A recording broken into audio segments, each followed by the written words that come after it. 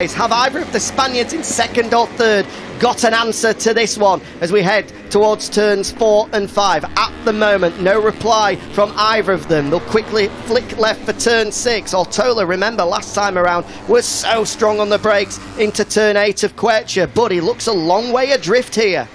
He does indeed. This is going to be an interesting one. Has Kelso got that in hand? No, they're back on him a little bit again. The Australian just foot dangling out there, but he's kept the race lead this far round the lap. Can he keep it to the line?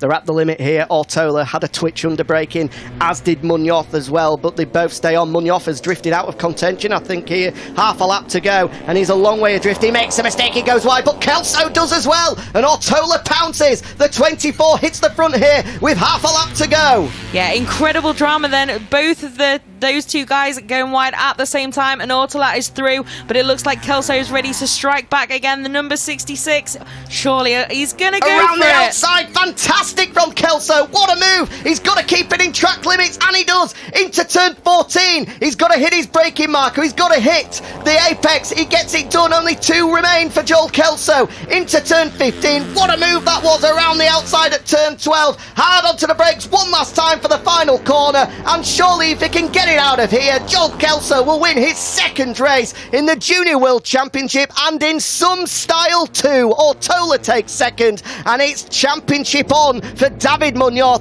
as he takes third place. Who's going to win the battle for fourth? It's Colin Vire. The Dutchman takes it just ahead of Josito Garcia, Luca Lunetta and Van den Gorberg. What a race, and what a move from Joel Kelso. Ortola went defensive and he didn't care. He just rolled around the outside and got the job done. Brilliant from the 66, and of course you know what that means. He's got himself a wild card at Portimao in about a month and a half's time as well, so it's double delight for the Australian.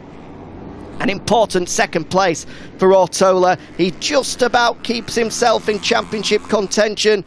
He'll move on to 133 points, so he's not 50 adrift of Holgado after his DNF, so there is still a faint hope for him. But there's an even bigger hope for David Munoz as well. He'll move on to 150 points thanks to that third place finish, meaning the top 2 in the championship are split by only 26 points with 2 races left at Valencia in 2 months' time. Reason for a big wheelie? I think so, yes. The 64 pops one and celebrates another podium finish, continuing his run of being on the podium in the past 4 races.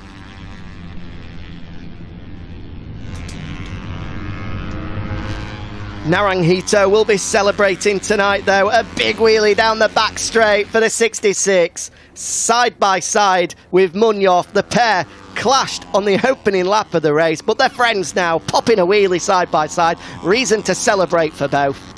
And there's reason to celebrate as well for Colin Vire as well, the young Dutchman, as we said, clinched 4th. That is a career best finish in the Junior World Championship for the number 9.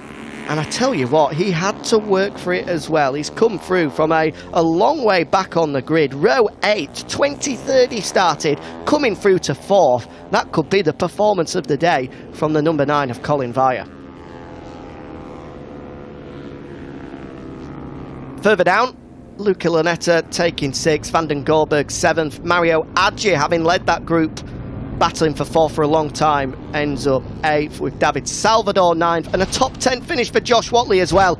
Let's take a look at this race winning move though. Ortola went defensive and Kelso just rolled around the outside. He made it look so easy, but that is such a difficult move, and kept it in track limits as well. Quite brilliant from the Australian. Held it together in the final sector to make sure it's win number 2 in 2021 for the Aussie.